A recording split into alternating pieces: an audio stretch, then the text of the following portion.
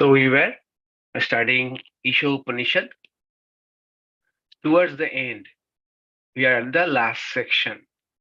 This section is about the mindset of a seeker, a spiritual seeker, who has throughout his life or her life tried to live a good life, also strived to realize the spiritual reality, tried to struggle earnestly to develop spiritual awareness.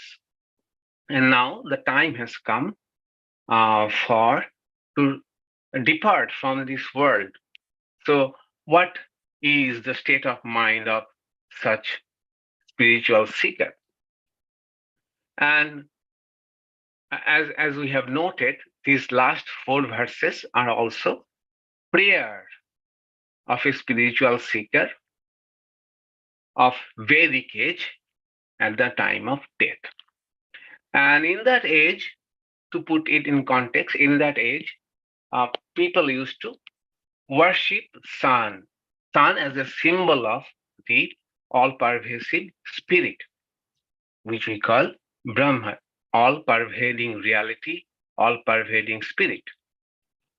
So at the deathbed, the seeker is telling that, oh sun, show me your real nature. That is, I am not satisfied with the symbol anymore. I want to realize the reality. Sun, you are the symbol of that spiritual reality. That is what I have worshipped throughout my life. But now remove your external effulgence and reveal to me your inner effulgence, that is, effulgence of the spirit. The external effulgence, external beauty is indeed auspicious, but the most auspicious thing is the spiritual beauty. And I want to have that vision of that spiritual reality. And why? I have a birthright for that because I know that the reality which is in the sun is also in me. It also is in me. So aham asmi, I am that. The Vedantic equation. There is a spiritual oneness in the entire existence. So I want to realize that. This is how the seeker is praying at the deathbed. Now, someone asked that how do we know that these verses are at the deathbed? Because the last two verses do not give any explicit explicit hint or explicitly does not say anything about death. Well, the next verse, verse number 17, is where um, it is the seeker is telling that let this body be go to the ashes and let my vital energy, my air, vital energy, my prana merge into that cosmic prana. Okay. Oh mind, now remember all your good deeds, all your deeds. So we shall look at this verse, take this verse up, verse number 17. Very important verse. We get so much meaning from this verse, so many lessons we get from this verse. Verse is vāyur anilam amṛtam athedam bhasmāntaṁ śarīram. Om krato smara kṛtaṁ smara krata smara kṛtaṁ smara. Let's try to chant it. First call and response, then together. Vāyur anilam amṛtam athedam. Vāyur anilam amṛtam athedam. Bhasmāntaṁ śarīram, bhasmāntaṁ śarīram. Om krato smara, kṛtaṁ smara. Om krato smara, kṛtaṁ smara. Krato smara, kṛtaṁ smara. Krato smara, kṛtaṁ smara. Okay, now let's try to chant it together. Vāyur anilam amṛtam athedam bhasmāntaṁ śarīram. Om krato smara, kṛtaṁ smara. Krato smara, kṛtaṁ smara. We shall quickly go over the word by word meaning, then take up the discussion. Vāyur, the vital forces in me, are about to merge in amṛtam, immortal, anilam, prāṇa, the cosmic energy. Then, idam, this śarīram, mortal body, bhasmāntaṁ, shall be reduced to ashes. Om krato, O mind, smara, remember, kṛtaṁ, your deeds. Smara, remember. O mind, remember your deeds, remember. Put together, the vital forces in me are about to merge in immortal prāṇa, the cosmic energy. Then this mortal body shall be reduced to ashes. Om, O mind, remember your deeds, remember. Remember your deeds, remember. So as we know, whenever something is repeated, it means we have found many things have been repeated several times in Narada Bhakti Sutras, Aparakshanubhuti. When it is repeated, it may mean several things. One is when a section is being ended, end of a section, then it might also mean emphasis. Here, it is on emphasis and also earnestness, okay, to show the earnestness of the seeker. So what does this verse say? So this verse is a verse on how to face the death in a grand manner. This is question of all questions, how to face death. And in fact, it is also gaining attention of psychology, modern psychology, that how to die gracefully. And can spiritual awareness play any role in dying? So here, Upanishad is presenting before us a spiritually sublime way of facing death. One thing about this verse is to be noted: the seeker, when they are passing away, is alert enough to utter the prayer. And as we know, in 50% cases in America, where people die in ICU and in extended life support system. And most of them don't want to die in that way. And a survey found that most of us would love to die in our home with ease, without pain, without unnecessary external support system. and being alert, being in the vicinity of our family, friends, loved ones.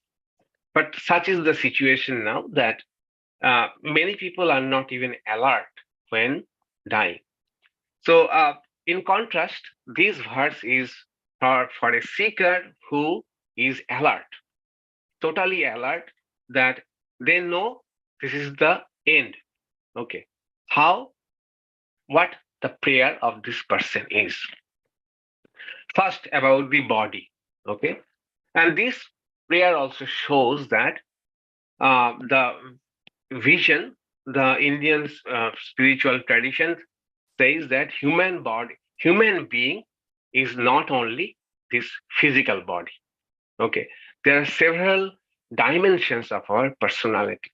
So the seeker is dealing with each part of the personality, each dimension of the personality.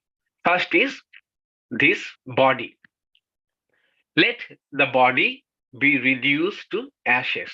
That is the Indian practice of ancient Indian practice of cremation. Hindu practice of cremation. The idea is the body is made up of five elements: air, water, fire, earth, and space. Let them go back to the five elements. This body has served me well. It was made of five elements. Now let the five elements go back to their sources. There is no need to hold them back. They are not permanent. They are never permanent. So there is no need to preserve them. By chance, they came together and gave me this body. By not by chance, it was what should we say the word? Uh, uh, which have means which need not have to happen but happen. Okay, so it was the five elements came together, and this body, that is what I got. And now the time has come to let the five elements go back to their sources. There is no need to preserve them. And as we know, at that time, ancient Indian culture was revolved around fire offering. Okay, so they used to offer to fire as an act of gratitude. So offering to fire was showing the gratitude for their life or whatever they have in their life. So cremation is the final offering, my body to the fire. Okay, so this is my final oblation to the fire. So that is why uh, Hindus have believed in cremation. It has this cultural root that offering everything that I have, the best of the things I have in fire.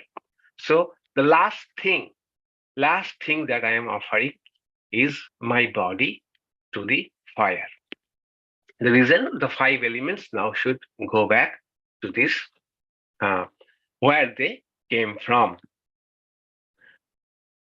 And the vital forces in me, prāṇa, the vital energy is what moves us from the very birth, by means of which we do our work, we achieve wealth, achieve success, do everything we need to do, we pursue all prosperity, by means of which we also pursue spirituality. That energy is now going to join the ocean of energy which moves the universe. So this is one another great idea, that the vital energy that is in me, prana, is part of the cosmic energy. It is now functioning through my body mind complex, but it is part of the cosmic energy which is moving everything in the universe. Now, when I am going to die, this energy will merge into that cosmic energy. In this verse, they say, the verse says, let my vital energy merge into immortal vital energy. Immortal. So, in that sense, here, immortal is relative word because according to Vedanta, prāṇas are not immortal. Prāṇas were also created. Only immortal thing is the spirit, the Atma. And prāṇas are created at the time of the creation. They also come out from one, that spirit, that Brahman, and they are also changing, of changing nature. So anything that is changing is not immortal. So let my vital energy merge into immortal cosmic energy. So here, immortal cosmic energy means which is more permanent than my vital energy. But in absolute sense, this prana is not immortal. Okay, according to Vedanta, according to Upanishad, only one thing that is eternal and immortal is the spirit. So we have to keep that in mind. So in essence, the first line says, let the river now merge into the ocean. Let the individuality dissolve. So at the time of death, the greatest fear is probably, am I going to cease to exist? Unknown. I am ceasing to exist. So in contrast to that, if we can think in this way, that this is merging into an infinite whole. I was part and I am merging into the infinite whole, which was my destiny. I think that is a great way of looking at death, not an end of anything, end of my life, but dissolving of the individuality, dissolving of the individual into the whole, in the cosmic one. That is one way of looking at it. And that is probably what is in the mind of the seeker at the deathbed when they are praying for that, let the five elements which came together to form this body merge into the five elements which is in nature. And this vital energy merge into the cosmic energy. That is kind of merging, dissolving the individuality into the cosmic or to the whole. And what will happen to the mind? So one is body, second is prana or vital energy. What about the mind? So according to the Indian spiritual tradition, mind does not die. It, along with all the impressions, it moves from body to body until it has realized its oneness with spirit or Brahma. Okay, so they call it subtle body. Subtle body is made up of all the five pranas, five subtle organs, and chiefly it is the mind which moves. Subtle body is, for all practical purpose, this mind, which carries the impressions from life to life. All the impressions, they remain in seed form, and that moves on. How long it will move on? Until that particular, we may say, this particular subtle body has realized the fact that I am Brahman. I am nothing but cosmic. Okay. So individuality is what creating the ego, what is creating the difference between I and the entire existence. And when I come to know about that there is no difference, we are essentially one. Until that time, this subtle body will keep on going, keep on going. As we have already seen, even in this Upanishad, that the Upanishad said, the one who has realized their oneness with the entire existence, what what ignorance, what suffering there could be for that person. One who has known their oneness with the entire existence. And at that time, we noted that according to Vedanta, the problem, the root problem, the fundamental problem is knowing myself, limited one, knowing myself, taking myself only this body and mind. And because of that, I think I am not complete. I need things to complete me. And that is the all the suffering starts from there. Desire to be complete. And this completion will be, according to Vedanta, only when I shall know that I am not this limited body and mind, but I am unlimited. Okay. So this is the Vedantic view of human personality until one has realized this, until the mind has got this conviction, this awakening that it is not a individual, small, limited something, but it is vast. Until then, this subtle body will keep on moving. There is no eternal damnation or eternal heaven or eternal hell for this Vedantic thought or Upanishadic thought. So interestingly, I was reading just a few days ago one article by Jeffrey D. Long. Jeffrey D. Long is a professor of Georgetown University, Pennsylvania, and he is a professor of Indian spirituality, and he's a great professor. And the paper I was reading was his reincarnation, and why he believes in reincarnation. So his story is very interesting.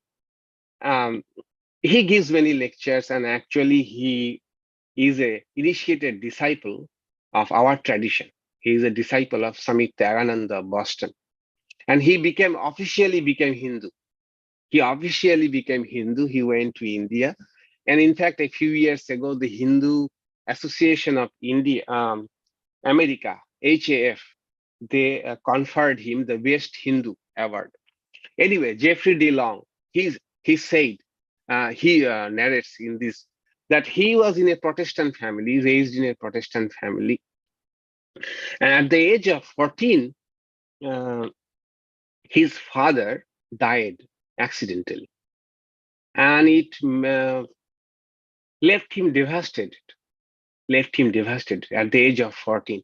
So next Sunday, as was the custom, he used to go to a Methodist church in a small town in Missouri.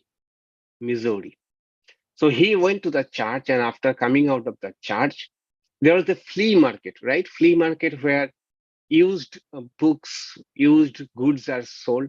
So in the parking lot of the church, there was a flea market, and where his eyes fell on Swami Prabhupananda's translation of Bhagavad Gita.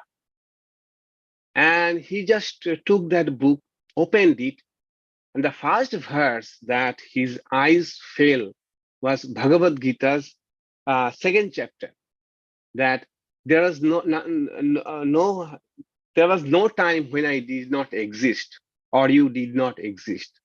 And there will be no time when you won't exist or I won't exist.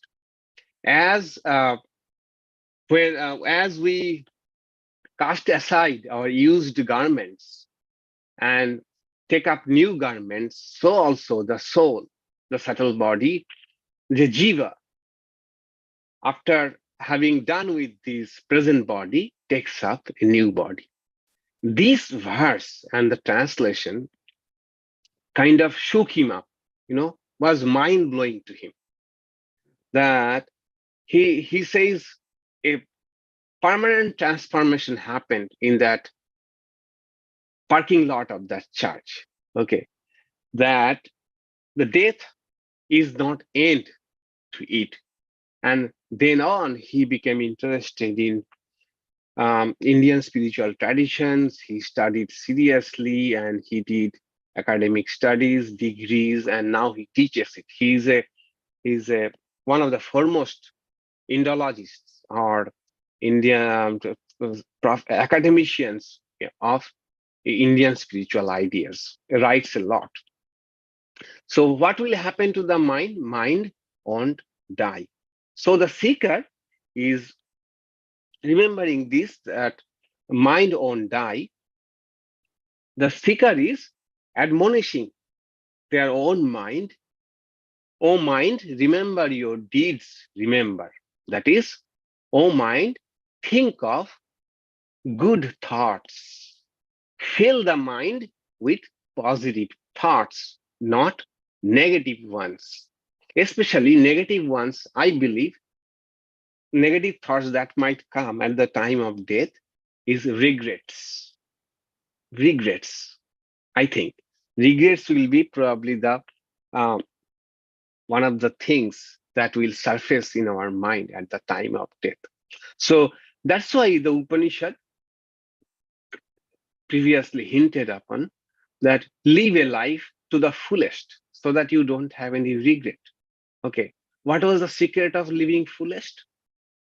Live a prosperous life and try to achieve prosperity, flourish, a flourishing life as well as a life of spirituality. If we can live, if we can combine both the pursuits in our life, then probably we won't have any regret, not having negative thoughts. But that is not enough, not having negative thoughts. Fill with it with positive thoughts. So what Upanishad says, remember your deeds. Kṛtaṁ. Kṛtaṁ means deeds. So deeds in this context, literally kṛtaṁ means deeds, your works. In this context, it may mean many things. That is one is, as I said, positive thoughts, good thoughts. Then all the good things that has happened to us for which we are grateful. Can we remember them at the time of death? Then, more important, the sacred memories that we have had, that we have formed, the sacred memories, all that is sublime, or love that we have received. Then thinking about all the spiritual practices and the spiritual ideas, or for those who are, have dualistic knack, for them, they are Ishtadevata, chosen deity. And those who love the formless, thinking about the formless aspect of God, or whatever concept of God we might have in our mind, thinking about that. This thinking is what? Remember your good deeds. Thinking about your good deeds. So, good deeds does not mean literally the things that we have done. Okay. Only the good things we have done. Good deeds mean many things.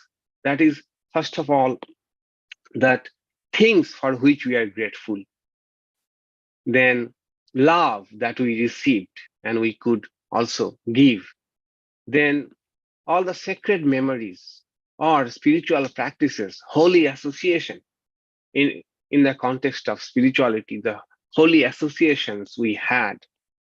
So all the our spiritual practices we did, and mostly our Ishta Devata, our chosen deity, or if we are more into formless aspect of God, that aspect of God, all those things mean remember your good deeds. So today I was also going through, trying to trying to find out what the psychologists speak about. Psychologists speak about, dying gracefully. So I was reading an article by one psychologist from San Francisco, UCSF. So he has witnessed many deaths, and he formed a group called Shanti. I think Ramdas, the Ramdas of Hawaii, who Ramdas, that American Ramdas, he was also part of Shanti. So they formed a group to find out how to help people to die spiritually. So one thing he says, the writer, he says that one thing is painless death. Everyone prefers a painless death. Secondly, it helps a lot if we can, if they can review their life to find meaning. If they can review their life to find meaning. Okay, so review your life, go back to your life to find meaning. What meaning? And they said usually people find meaning in two things. That is in non-religious context. One is what are the good deeds I have done which has contributed to the greater good of the world? What service I have provided which contributed to the greater good, which is larger than me? Second way people find meaning is all the love. How many people have loved them? How many um, wonderful relationships and friends I had? Okay. And here Upanishad is, of course, all this matters. And Upanishad is also showing us and thinking about, reminding ourselves about spiritual things, holy associations, as will be evident from the word Om. Okay, we have not discussed that so far. The seeker is saying Om, Om, O mind, think your good deeds, think your good deeds. Why Om? So before that, I think it we'll understand it better in the light of Bhagavad Gita. Bhagavad Gita, Arjuna asks this question, that how one can remember God at the time of death. Arjuna asks this question to Sri Krishna. Or how one can know God at the time of death. So Sri Krishna said there that one who thinks about God at the time of death will attain God. Then in the next verse, Sri Krishna says that whatever one has thought intensely throughout their life, those thoughts will surface in the mind at the time of death. And the person will also be rewarded accordingly. So that person will get that kind of result. So that is one view. And it is a very compelling view that, the resultant, what is the resultant thought in our mind? What is the last thought in our mind? Because all these years we have thought, we have done millions of actions or billions of thoughts. So what is the cumulative thought?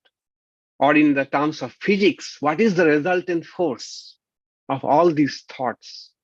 That will determine the last stage of our life. And also the future of this subtle body. It appears very compelling, what we think at the last. For example, I give the example that at the time of falling asleep every day, which is kind of mini death, every night falling asleep, what mind is in the uppermost of our mind? Okay, we shall find that what we have been thinking intensely, that is uppermost in our mind. Or after waking up, what is the first thought coming to our mind? That's a very good indication, is probably what will be our state of mind at the time of death. get an hint, uh, get a hint of your mind, of your mini deaths that is happening every day. What the thought I am thinking naturally coming to my mind before falling asleep, and what is the first thought coming to my mind after waking up. That is probably a great preview to what will happen to our mind at the time of death. Okay, so Sri Krishna says, whatever thought one has intensely thought throughout their life will be uppermost at the time of death, and that person will um, reach that goal, attain that goal. Then one may think, fine, very good. I shall think of God or holy thoughts only at the last moment. Only at the last moment. Why to worry so much about spiritual practices and spirituality? So it does not happen that way. It does not happen that way. Why? Because there are two things. One is will, another is vasana. Vasana means our habitual pattern, the habits that we form over many years, habitual format of thinking, habitual way of thinking.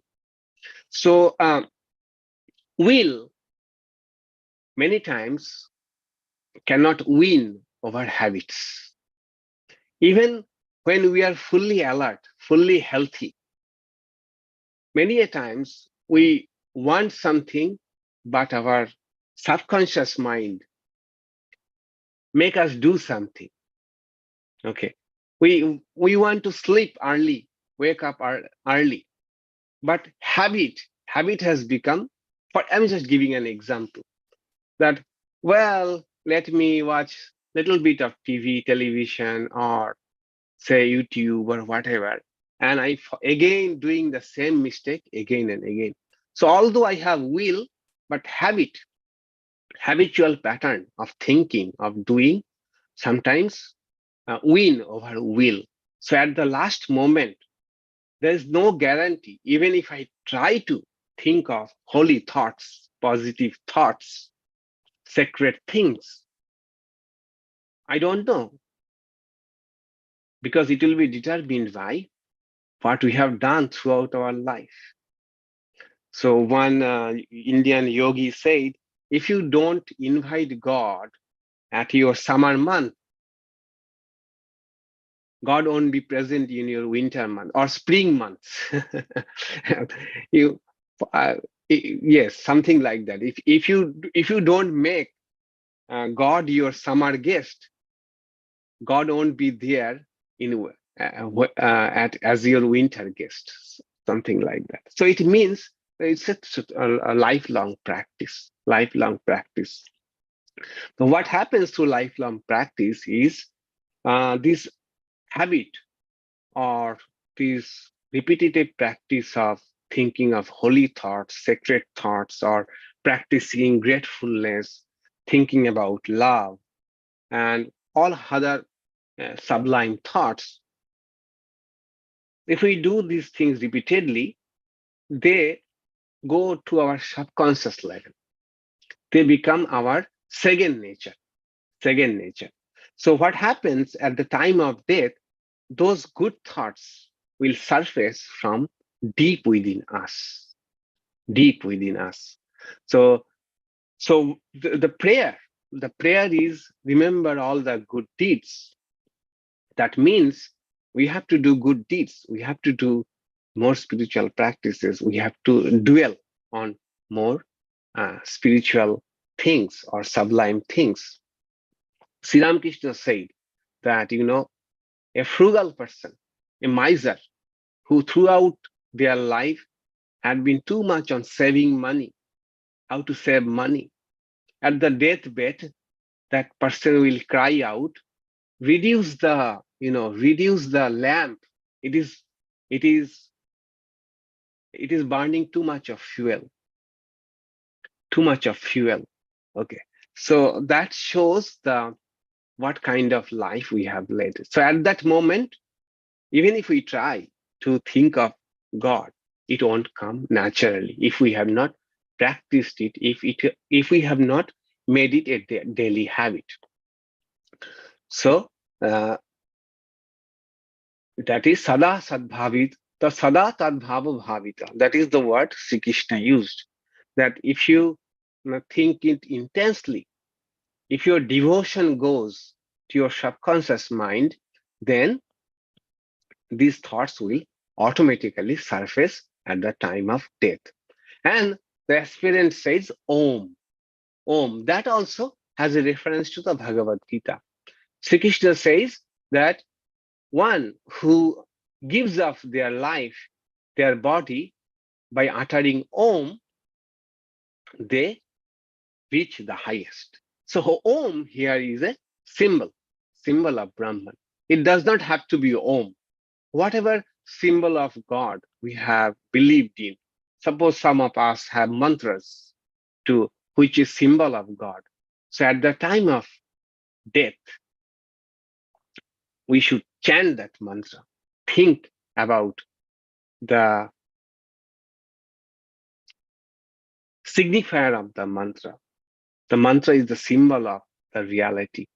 So that also. So the seeker chant Om and reminds their mind to think about all the good deeds. And good deeds mean not the deeds only, but all the holy thoughts, all the sacred thoughts. So name, uh, whatever name of God the devotee has uttered throughout their life, they would utter that name, or that name is the revealer of Brahman. What about Madhva? Madhva's commentary about this? We took little bit of Shankara's commentary and Madhva's commentary. Madhva says Om is the name of Hari, and krato, krato is also name of Hari. And remember means, oh Hari, oh Vishnu, remember me. Remember means here, have mercy on me, have compassion on me. Okay. And kṛtaṁ smara. Next smara means forgive all my evil deeds. So according to Madhva, this prayer is a prayer of a devotee to Vishnu, that, oh Vishnu, please remember me. That is, have compassion. He says in the commentary, the remember me itself does not mean anything, because in Vishnu's mind, I am always there. Vishnu remembers me all the time.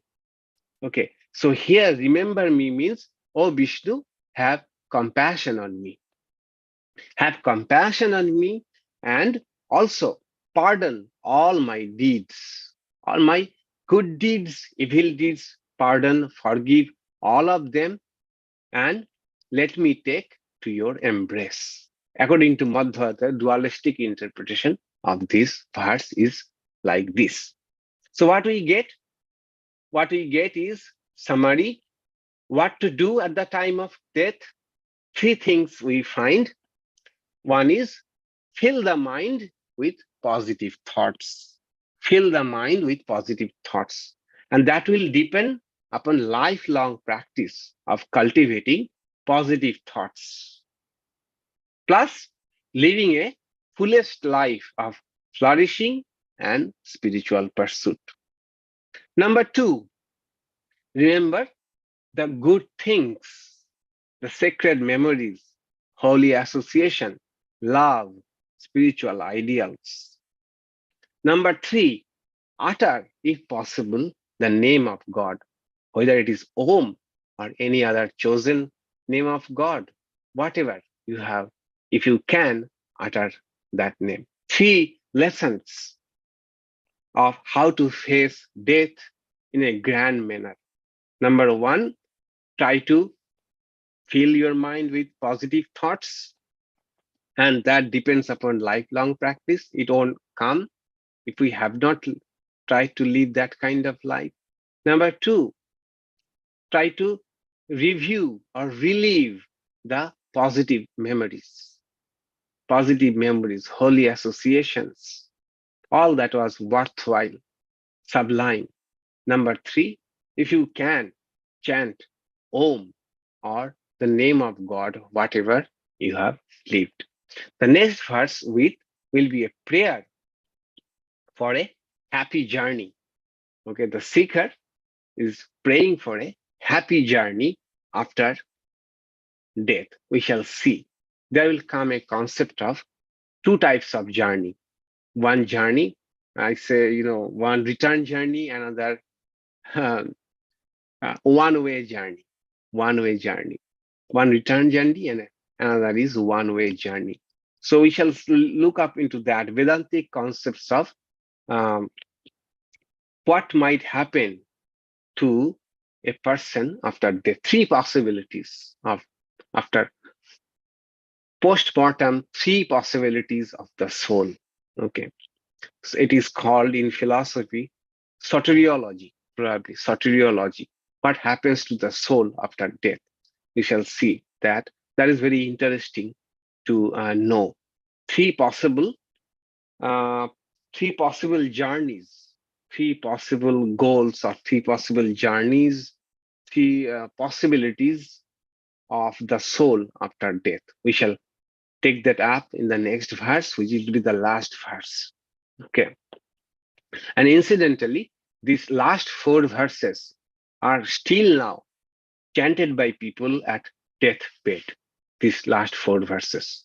There are several verses from the Bhagavad Gita, some from the um, Purusha Suktam, which are chanted at the time of death. So some people still chant these last four verses at the time of death. Okay, that is one way of looking at it.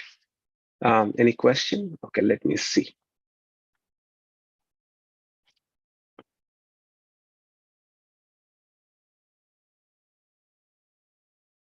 Let me see in chat box.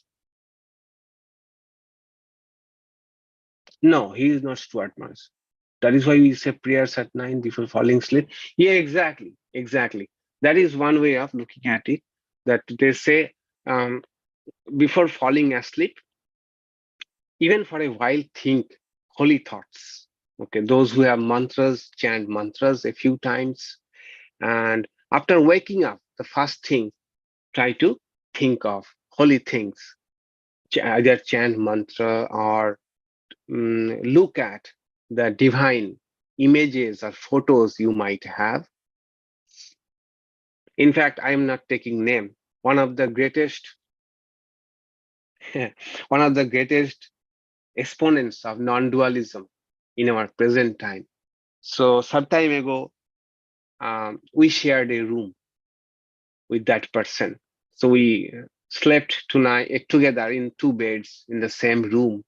So that is what I found, that as before going to bed, he was doing mantra japa, okay, telling his beads.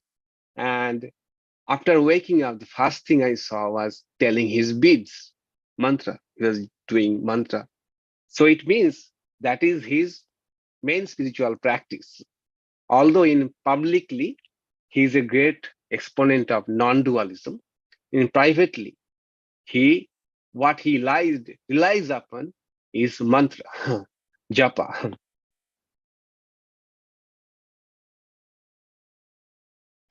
Does mind here means only chitta, not manas and buddhi? Entirely, entirety. Okay, in entirety. So here we have to, it's a good question and it's something to ponder over. So, oh my mind, remember, if I tell, so who is telling whom? Okay, who is telling whom? Mind is telling mind. Okay, that portion of the mind who is telling mind, okay, that is buddhi.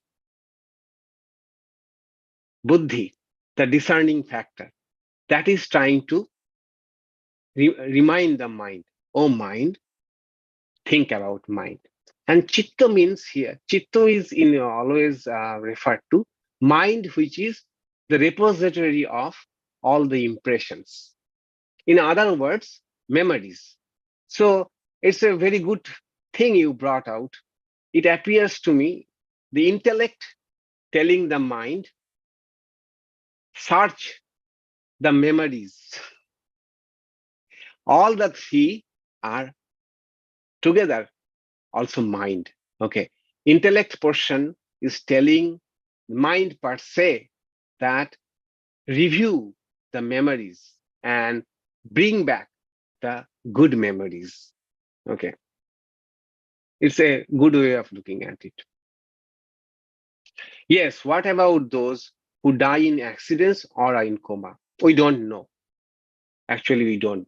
Maybe whatever thought was there in their mind just before they went unconscious, that will play the vital part. Okay. The conscious thought matters. So we don't know in coma what appears to consciousness, what is happening in the consciousness.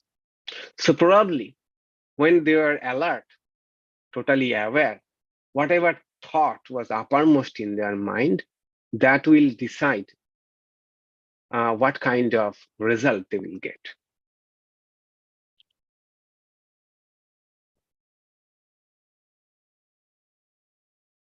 Any other question? You may simply unmute and ask.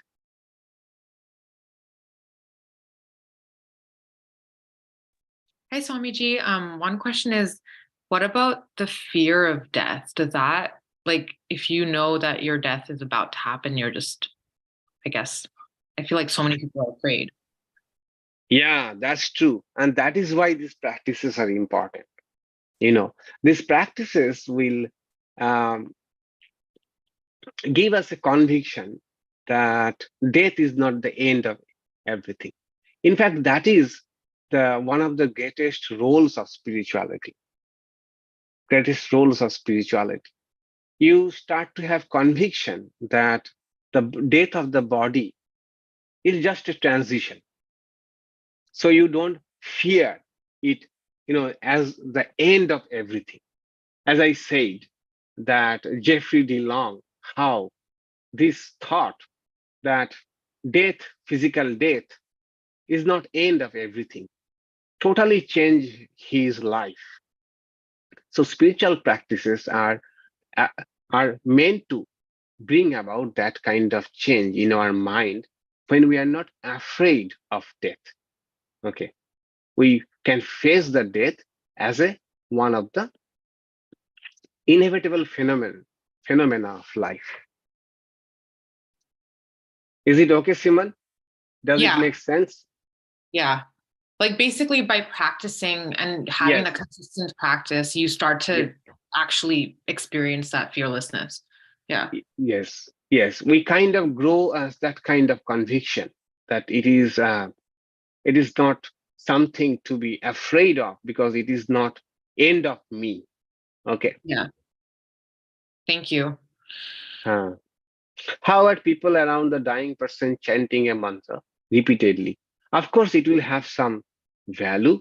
Of course, if someone is dying and others are chanting, that means others are trying to help that person to raise their mind to that level. But again, if we go to Bhagavad Gita, Sri Krishna used one important word, adhatma chetasa. That is, not that simply I repeat God's name. Chetasa. Chetasa means state of mind. Suppose I have not done anything spiritual practice in my life, and I tell some of my friends that when I am dying, you will chant these names, okay, and force me to chant. Will it help? Because my state of mind won't be there. Okay. So I may say many things at that time, but corresponding state of mind won't be there. I might be thinking about something else, but just repeating the name of God by force.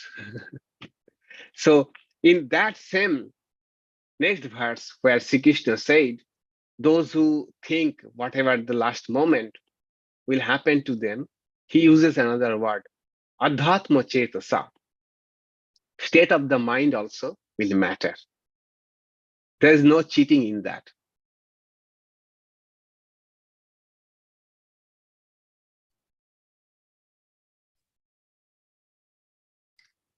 Oh, Swami.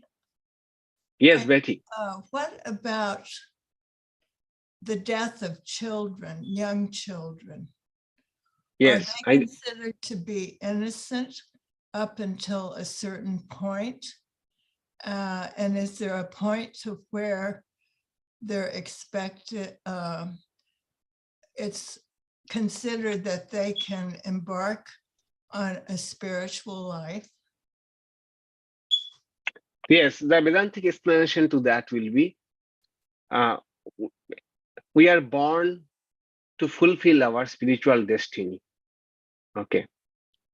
This until we get united or have the awareness that I am Brahman, I am that vast, we have to keep on taking birth. This is the Vedantic point of view.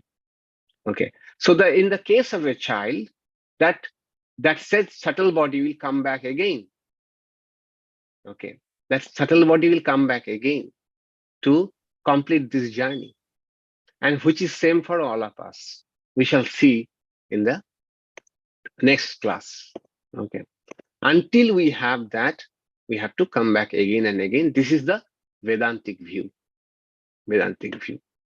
There could be several views. Scientists would say it's end. End is end. Okay. Because scientists will say, biologists will say, what you are talking about consciousness is nothing but the product of your brain. So you are dying, you are dead, your consciousness is gone. The matter ends there. And those who are hardcore materialists, they sometimes also have no problem facing the death. They also embrace it knowing this is the end of it, nothing to be, nothing to be, it is a matter of fact. Are there any reference to death in the Gospel of Sri Ramakrishna? Of course, there are many. I cannot just tell it now from the top of my head. Of course, there is many references about Sri Ramakrishna.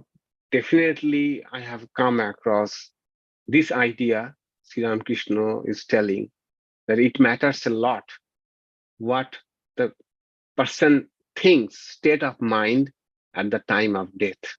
At the time of death. Swamiji, I have comment question. I think you mentioned the materialistic or scientific science view of death. I think this is where it's very clear how Vedanta diverges. Scientific explanation of the mind would be something in our brain, I suppose, or somewhere in our physical body. Yes, clearly that will not survive death. Yeah, yes. But this shows the part of us, the mind transcends death, which is, much more satisfying explanation, I think. And then I have a question. I think when you read the Sanskrit, it's Om, Krato, Smara, Kṛtaṁ. So krato and kṛtaṁ, which are both translated into English as deeds, but no, krato means mind. Mind. I see. Okay. So krato and kṛtaṁ both has the same root of kri. Okay. So krato, one who is the doer. No, who is the doer? Mind. So krato means also, krato has got several connotations. The fire is also called krato. In a sacrifice, kratu means the fire. Okay. In this context, krato means mind. Smara means remember. Kṛtaṁ, your deeds. Okay. Thank you. Yeah, sure. Maharaj, there is no atha in the verse. Is that like assumed? No, athedam. Athedam. Yeah. Athedam, it is atha and idam. Okay.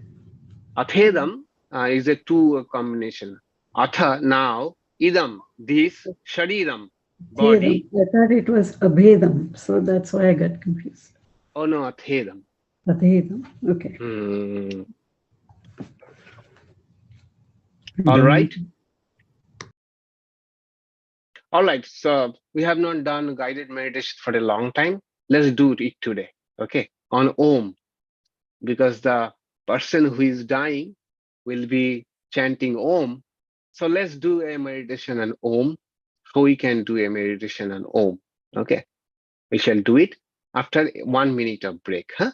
So you can also take a break, have some water, and I shall also take 1 minute of break. Then we shall do this guided meditation.